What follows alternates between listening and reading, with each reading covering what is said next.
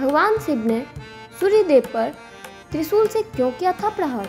भोलेनाथ उनकी शरण में जो भी जाता है उसकी वे रक्षा करते हैं, उसकी पुकार सुनते हैं। वे आसानी से भक्तों की पुकार सुन प्रसन्न हो जाते हैं और उनकी मनोकामनाएं पूर्ण करते हैं। ऐसे ही एक असुर माली और सुमाली अपनी पुकार लेकर महादेव की शरण में पहुंच गए। फिर ऐसा हुआ कि किसी ने कभी परिकल्पना भी नहीं की थी। भगवान शिव के क्रोध का शिकार सूर्यदेव को होना पड़ा। भगवान शिव ने अपने शस्त्र त्रिशूल से सूर्यदेव पर प्रहार कर दिया था, जिससे पूरी सृष्टि अंधकार में हो गई थी।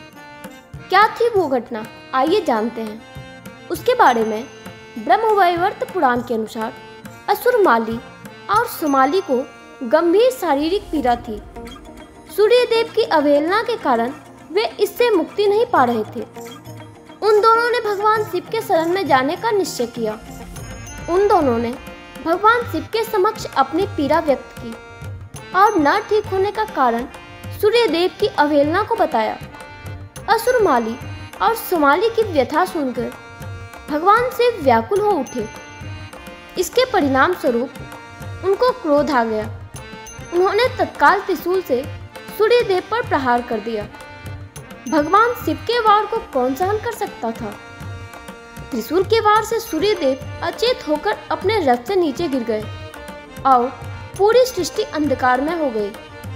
सूर्यदेव कश्यप ऋषि के पुत्र है।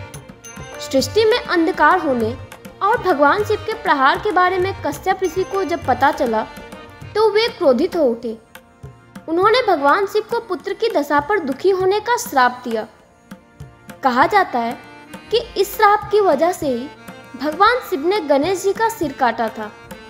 दूसरी तरफ जब शिव जी का क्रोध शांत हुआ तो उन्होंने देखा कि सृष्टि अंधकार में है। तब उन्होंने सूर्यदेव को जीवन दान दिया।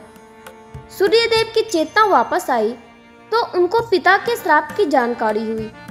वे दुखी हो गए। तब ब्रह्मा जी ने उनको समझाया। भगवान शिव, ब्रह्मा जी और भगवान विष्णु उनके पिता कश्यप ऋषि से तब ब्रह्मा जी ने उनको समझाया।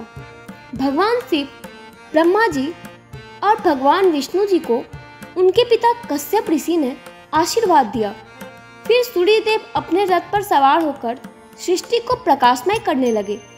ब्रह्मा जी ने असुर माली और सुमाली को कष्ट से मुक्ति के लिए सूर्य उपासना का महत्व समझाया। दोनों ने विधि विधान से सूर्यदेव की पूजा की, जिससे सूर्यदेव प्रसन्न हुए और उन दोनों को रोगों से मुक्त किया।